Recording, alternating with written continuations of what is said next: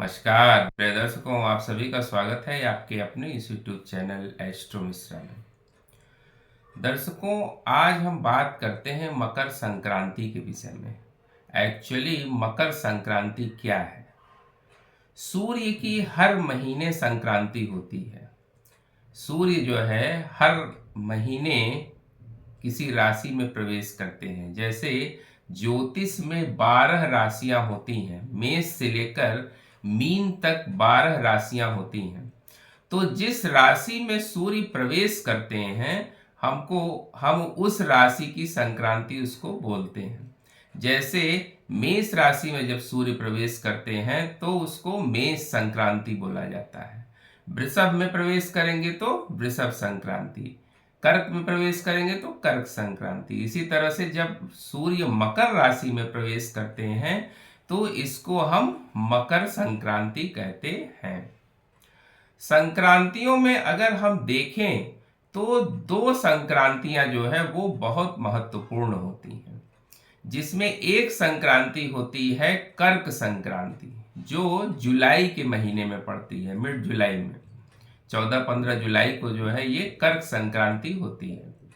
तो कर्क संक्रांति सबसे ज्यादा महत्वपूर्ण होती है। और दूसरी जो सबसे महत्वपूर्ण संक्रांति होती है सूर्य की, वो मकर संक्रांति होती है। एक्चुअली कर्क संक्रांति, चूंकि कर्क राशि जो है वो चंद्रमा की राशि है और इसमें जब सूर्य प्रवेश करते हैं तो सूर्य यहां से दक्षिणायन हो जाते हैं। सूर्य दक्षिणायन हो जाते हैं और यहां से वाटर एलिमेंट बढ़ना शुरू हो जाता है। जब सूर्य दक्षिणायन होते हैं तो सूर्य की शुभता जो है वो धीरे धीरे कम होने लगती है, यानी वातावरण में नमी आना शुरू हो जाती है उस समय। तो ये जो संक्रांति होती है, यहाँ से जो है वातावरण में नमी आनी शुरू हो जाती है कर्क संक्रांति से, और धीरे धीरे ठंडक की शुरुआत यहीं से होती है। इसके बाद जो दूसरी संक्रांति की बात हम कर रहे हैं, मकर संक्रांति की। मकर संक्रांति मकर जो है, मकर राशि जो है ज्योतिष में, वो शनि की राशि है। और शनि की राशि में जब सूर्य जाते हैं तो सूर्य जो है वो उत्तरायण हो जाते हैं और यहां से वातावरण में फायर एलिमेंट बढ़ना शुरू होता है, यानी अग्नि धीरे धीरे बढ़नी शुरू हो जाती है। यानी यहीं से गर्मियों की शुरुआत धीरे धीरे शुरू हो जाती है। सूर्य यहाँ से उत्तरायण हो जाते हैं और इस समय से शुभ कार्य शुरू हो जाते हैं। एक्चुअली धनु खरवास इसके पहले चलता है। सूर्य जो है वो धनु राशि में रहते हैं, तो जब सूर्य धनु राशि में रहते हैं तो इस समय को बहुत अच्छा नहीं माना जाता है। सारे शुभ कार्य जो है, मंगल कार्य बंद हो जाते हैं। और 15 जनवरी से या 14-15 जनवरी से जब से मकर संक्रांति, मकर में सूर्य प्रवेश करते हैं, वहां से शुभ कार्यों की शुरुआत हो जाती है, क्योंकि सूर्य जो है यहाँ से उत्तरायण हो जाते हैं। तो ये बड़ा अच्छा समय माना जाता है। यहाँ से जो है हम सारे शुभ कार्य कर सकते हैं। इस समय जब तप दान करना जो है वो बहुत अच्छा माना जाता है। तो सूर्य जब मकर राशि में जाते हैं तो सूर्य और शनि का संबंध जो है वो पिता और पुत्र का है। सूर्य जो है अगर देखा जाए तो ये दिवा सत्ता के मालिक हैं और शनि जो है वो रात्रि सत्ता के मालिक हैं, यानी एक दिन और एक रात। तो दिन और रात जब दोनों मिलते हैं, यानी सूर्य जो है जब शनि के घर में जाते हैं, यानी पिता जो है अपने पुत्र के घर जो है साल में एक बार जाते हैं, यानी सूर्य जो है वो मकर राशि में यानी शनि के घर जाते हैं। तो ये जो समय है ये बड़ा शुभ काल माना जाता है। आप देखिए, जब सूर्य रात और दिन का जहां मिलन होता है उसको बड़ा शुभ समय माना जाता है। जैसे सुबह का समय जो है जब सूर्य उग रहा हो, या शाम का समय जब सूर्य डूब रहा हो, तो ये समय जो है वो हमारे सनातन धर्म में बहुत ही शुभ माना जाता है। तो इसीलिए जो है ये मकर संक्रांति का पर्व जो है वो बहुत ही शुभ है। और इस बार की जो संक्रांति है वो कुछ ज्यादा ही खास है।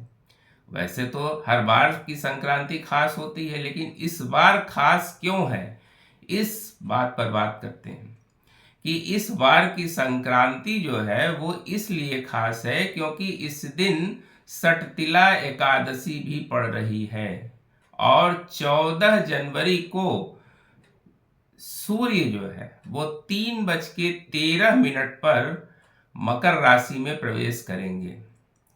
शाम को 3:13 पर सूर्य मकर राशि में प्रवेश कर जाएंगे। तो टेक्निकली अगर हम देखें तो हमें मकर संक्रांति 14 तारीख को ही मनानी चाहिए, क्योंकि 15 तारीख को सूर्य मकर राशि में प्रवेश नहीं कर रहे हैं। एक्चुअली संक्रांति का मतलब कि जिस दिन सूर्य शनि की राशि में यानी मकर राशि में जा रहे हैं तो वही संक्रांति हुई। लेकिन कुछ लोग क्या है कि इसमें उसको उदया काल को मान रहे हैं कि 15 तारीख को चूंकि उदया काल में संक्रांति सूर्य मकर राशि में रहेंगे, इसलिए जो है वो 15 को मना रहे हैं। लेकिन ज़्यादा अच्छा होगा कि 14 तारीख को मकर संक्रांति मनाना ज़्यादा सटीक है, ज़्यादा अच्छा है। तो इस बार सटतिला एकादशी भी इस दिन पड़ रही है, इसलिए ये और भी शुभ हो जाता है। और साथ ही सर्वार्थ सिद्ध योग भी 14 जनवरी को इस बार रहेगा और अमृत सिद्ध योग, जो कि ये दोनों बहुत ही शुभ संयोग माने जाते हैं। यानी ये दोनों योग जो है ज्योतिष के बहुत ही महत्वपूर्ण योग हैं और ये दोनों योग जो है इस बार 14 जनवरी को मिल रहे हैं। यानी सर्वार्थ सिद्ध योग और अमृत सिद्ध योग, इस समय किया गया कोई भी कार्य बहुत ही पुण्य फलदायी होता है। तो इसलिए जो है इस बार की जो मकर संक्रांति है वो बहुत ही शुभ है। अब मकर संक्रांति पर जो पुण्य काल होता है वो बड़ा इंपॉर्टेंट होता है। इस समय किया गया जब तब दान बहुत महत्वपूर्ण होता है।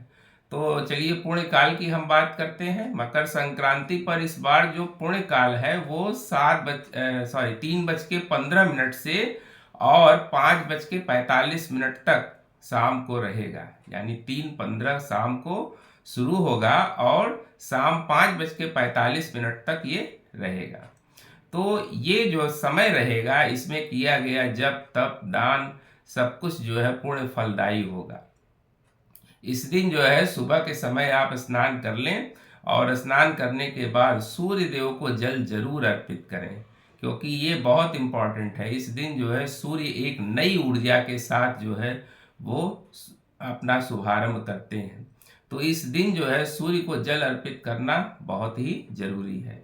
साथ ही आप जो है दान जरूर करें। इस दिन किया गया दान बहुत ही फलदायी माना जाता है और पुण्य काल में अगर आप करते हैं तो वो बहुत ही अच्छा होता है।